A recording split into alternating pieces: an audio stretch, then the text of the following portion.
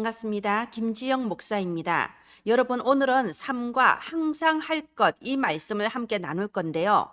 이번 이 삶과 같은 경우는 굉장히 중요합니다.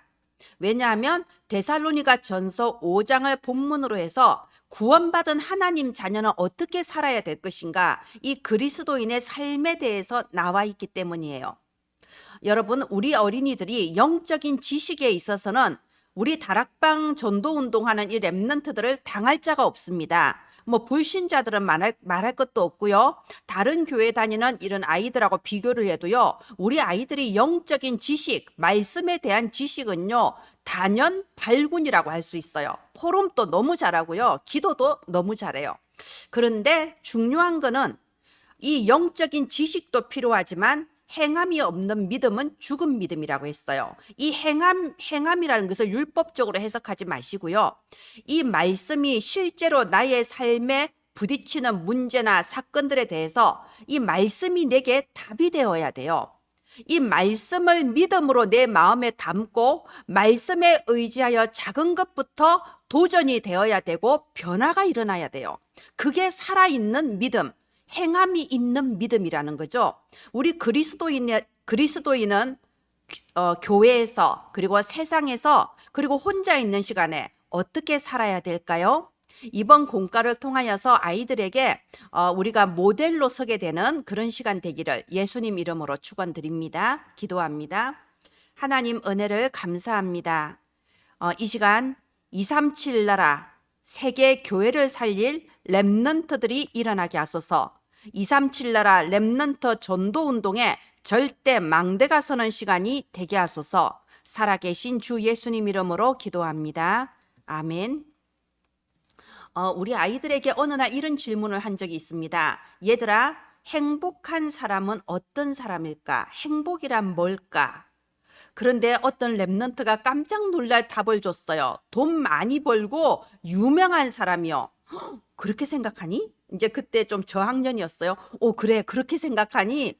세상 사람들이 다 그렇게 생각하죠. 돈 많이 벌고 유명하면 좋을 거라고 생각해요. 그런데 교회에서 그렇게 질문했을 때 그렇게 대답하는 아이는 처음 봤거든요. 그래, 돈 많이 벌고 유명하면 행복할 것 같아? 하니까, 네, 저는 앞으로 돈 많이 벌고 유명해지고 싶어요. 이렇게 대답을 하더라고요. 예, 이 지상의 모든 사람들의 생각입니다. 누구나 돈 많이 벌고 유명해지고 싶죠. 그러면 행복할 것 같죠. 그래서 돈 많이 벌고 유명해지기 위해서 이런 아기다툼을 벌이고 사는 겁니다. 무한 경쟁 사회가 된 겁니다. 다른 사람을 찍어 누르고 내가 조금이라도 더 위에 올라가려고 분쟁과 분열과 여러 가지 악한 것들이 이 세상에 가득해요. 그런데 과연 그러면 행복할까요?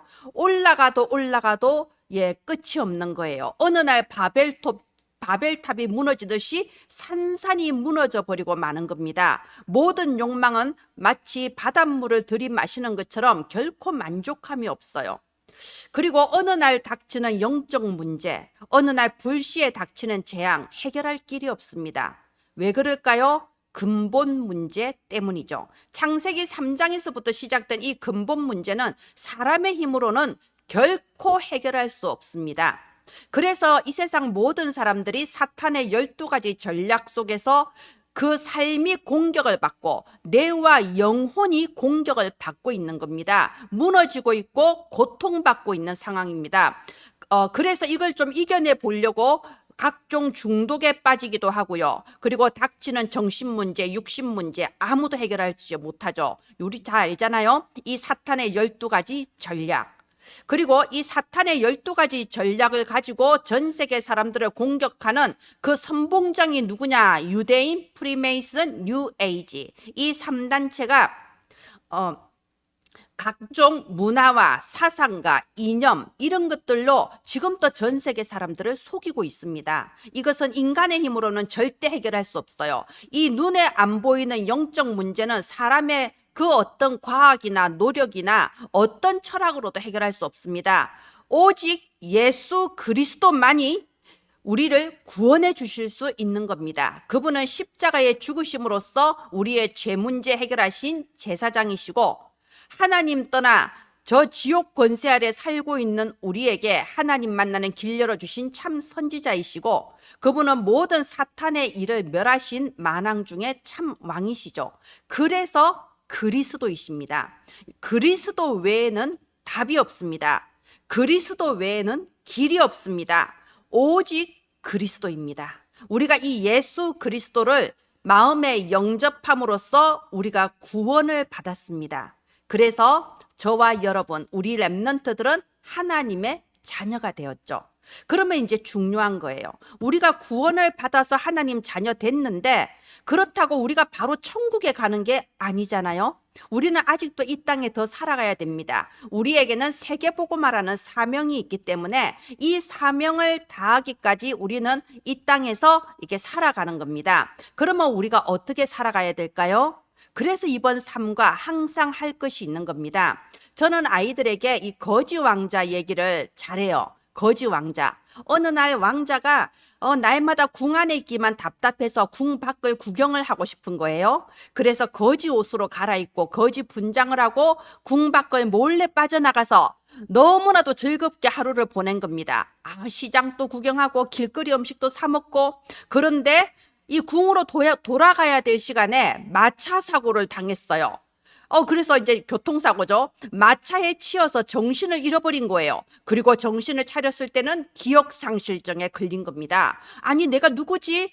난 누군지 기억이 안 나. 그런데 내 옷을 보니 거지 옷을 입고 있네?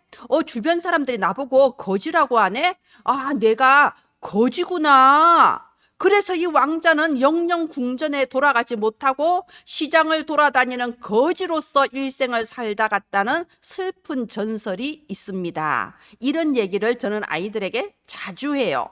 왜냐하면 어쩌면 이 거지 왕자, 기억상실증에 걸린 거지 왕자가 우리가 될 수도 있거든요.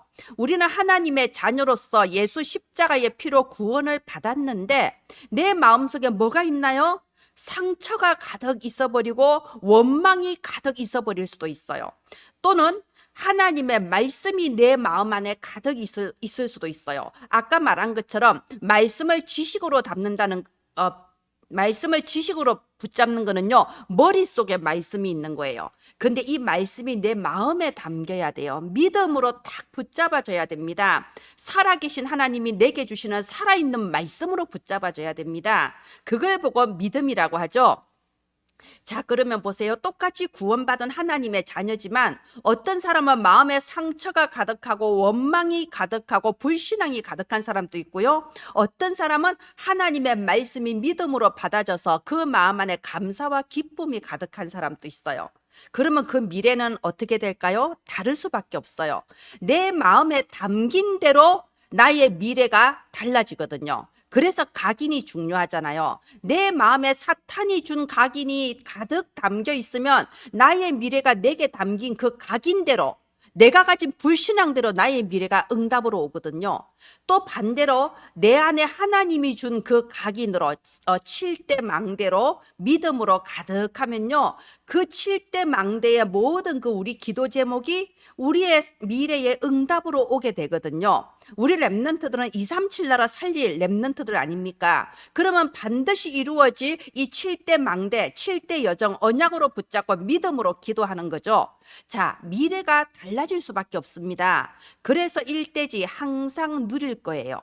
여러분, 정말로 내가 하나님의 자녀로 구원받았으면 그걸 머리에 지식으로만 알고 있으면 아무 소용 없습니다. 거지 왕자예요. 우리는 24시 항상 누리는 게 뭔가요? 성삼위 하나님이 오늘 또 나와 함께 하시는 겁니다. 오늘도 위드 임마누엘 원네스로 나와 함께 하십니다. 나에게는 시공간을 초월한 보좌의 능력이 24시 함께 하는 거예요. 24시 함께 하면 24 누려야죠. 왕자가 24시 왕자인 거잖아요. 그죠? 자, 그리고 내게 여러 가지 일들이 있을 수 있어요. 때로는 문제처럼 보이고 때로는 사건처럼 보이는 일도 있을 수 있어요. 그러나 그것은 문제도 아니고 재앙도 아니고 시대에 살릴 증인으로서 증거를 주시는 겁니다. 그렇게 사건을 올바로 해석해야 돼요. 이게 바로 우리 렘넌트들이 24 누릴 거죠. 누리는 건 어떻게 누리나요? 내 마음에 진실한 마음으로 믿는 거, 그게 누림이에요. 내 머리가 아니라 나의 마음으로 진실로 믿고 감사하는 거. 그게 누림입니다. 자, 거기에서 기도도 나오고 모든 게 나올 수 있는 거죠. 자, 이대지 항상 할 것. 이제 바울이 이 데살로니가 교회에 그리스도인은 어떻게 살아야 되는가 여기에 대해서 글을 적어 보는 게 오늘 우리 본문인 데살로니가 전서 5장입니다. 여러분, 우리는 우리 후대들에게 이 그리스도인의 삶에 대해서 이제 전달해야 될 기회가 왔습니다. 우리가 지난 코로나 동안에요. 저는 이게 참 안타까워요. 우리가 코로나 동안에 우리 아이들 한참 이렇게 배우고 자라가야 될 그 시기에 줌으로 온라인으로밖에 소통 못하는 그런 시기가 있었습니다. 여러분, 줌으로 온라인으로 이렇게 하는 거는요, 지식 전달은 얼마든지 가능합니다. 그런데 실제 우리 아이가 이 삶으로서 내 마음의 믿음으로서 이 신앙생활을 하기 위해서는요, 이 온라인 지식 전달만으로는 부족해요. 그래서 부모의 역할이 또 중요한 거죠.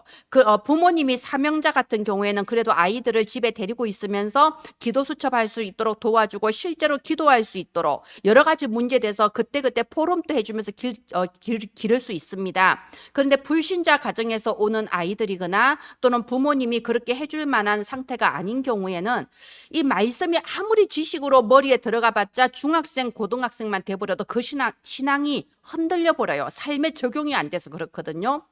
그래서 이번 이 3가는요, 우리가 이제 구원받은 하나님의 자녀로서 거지 왕자처럼 살지 말고 진짜 하나님 자녀의 축복 누리는 삶이 무엇인가, 여기에 대해서 좀 포럼이 되어지면 좋겠어요. 그리고 부모님이 이렇게 하지 못하는 경우에는 우리 선생님들이 하셔야 돼요. 선생님들이 아이들과 일주일에 최소한 한 번 이상은 평일에 만나셔야 되고요. 아니면은 전화 통화라도 일주일에 2-3번 하셔야 되고요. 그래서 지금 계속 금토일 메시지가 나오고 있지 않습니까? 우리 각 교회에서 이 금토일 잘 하고 계신 줄을 믿습니다. 자, 이제 우리 아이들이 교회에서 어떻게 행해야 될까요? 그게 데살로니가 전서 5장 12절부터 22절의 내용이죠. 여러분, 우리 아이들은요, 설교에서 배우는 것도 물론 있어요. 이렇게 목사님, 전도사님이 하는 그 설교에서도 물론 배우는 부분이 있어요. 그러나 진짜 배우고 각인되는 것은 설교하지 않는 시간에 우리들이 하는 말과 우리들이 하는 행동에서 많은 것을 배웁니다. 그래서 여러분, 전화 통화 같은 것도 사실 조심하셔야 돼요. 아이들이 옆에서 듣고 있을 때는요, 나도 모르게 튀어나오는 이런 불신앙의 전화 통화 이런 거 하시면 안 됩니다. 아이들 앞에서 아무 거리낌 없이 교회 흉보고 교회 안 좋은 거 얘기하고 목사님 흉보고 그런 경우에는요, 아무리 이 아이들을 초등합숙, 초등신학원 보내보세요. 좀 크면요, 교회 안 다닌다니까요. 믿음이 안 들어가서 그래요. 그래서 삶에 있어서 우리는요, 가르쳐 줘야 돼요. 아이들은 우리의 말을 듣고 따라오는 것이 아니고 우리의 등을 보고 따라온다고 하지 않습니까? 예, 그래서 데살로니가 전서 5장 한번 볼까요? 5장 12절에 보면 너희 가운데서 수고하고 다스리며 권하는 자를 너희가 귀중하게 여기라고 되어 있습니다. 이 부분은 목회자, 교역자와의 관계에 대해서 말하고 있는 거죠. 그리고 여기 14절 보면요, 힘이 없는 자들을 붙들어주고 오래 참으라고 했습니다. 여러분, 교회에는 사명자만 있는 게 아니죠. 오히려 영적 문제로 시달리는 사람들이 더 많습니다. 그리고 영적 문제로 본인이 힘든 사람들은요, 나의 말과 행동이 다른 사람에게 어떤 영향을 끼칠까 여기까지 생각할 만한 힘이 없어요. 여력이 없습니다. 그러니까 자기도 모르게 막 불신앙의 말, 틀린 말, 이런 행동 이렇게 막 나와 버려요. 그러면 그런 것을 보고 착각하지 않고 사람을 미워하지 않고 그 사람을 오래 참으며 그 사람을 도와줄 수 있는 그런 영적인 힘이 저와 여러분에게 그리고 우리 후대들에게 꼭 필요하다는 겁니다. 교회 생활에서조차도 우리가 사람을 살릴 만한 그런 힘이 없다면 어떻게 세상에서 사람을 살릴 수 있겠습니까? 그리고 여기 또 15절에도 중요한 부분이 있죠. 악을 따르지 말고 선을 따르라고 합니다. 이게 무슨 말인가요? 동조하지 말라는 겁니다. 이 교회 안에도 영적 문제 있으신 분들이 있고 교회 밖에는 말할 것도 없죠. 그런데 우리가 원래 분위기가 이러니까 원래 악한 거야 이러면서 거기에 동조해서 따라가 버리면 안 된다는 거예요. 여러분, 이런 부분은요, 우리가 이 메시지 설교만으로 되는 게 아닙니다. 그래서 선생님이 중요하고 부모님이 중요한 거죠. 그리고 가장 중요한 항상 기뻐하라, 쉬지 말고 기도하라, 범사에 감사하라. 왜 어떻게 항상 기뻐할 수 있나요? 서론에 나왔잖아요. 절대 해결할 수 없는 근본 문제를 그리스도께서 끝내주셨습니다. 우리는 구원받은 하나님 자녀입니다. 그러니까 항상 기뻐할 이유가 되는 겁니다. 쉬지 말고 기도하라. 이게 24 기도인데요. 여러분 그냥 여기에 대해서 설명이 없이 24 기도 이래버리면요, 아이들이 엄청난 부담감을 느껴요. 이건 숙제가 되는 거예요. 어떻게 24 쉬지 말고 기도할 수 있나요? 이건 누림을 말하는 겁니다. 왕자는 24시 왕자예요. 그렇죠? 그것처럼 우리는 24시 하나님 자녀의 축복과 권세를 누리는 겁니다. 그게 쉬지 말고 기도하라. 그리고 범사에 감사하라. 왜요? 모든 것이 하나님의 절대 계획 가운데 절대 여정을 걸어가는 거거든요. 우리 하나님 자녀의 운명은 하나예요. 롬 8:28.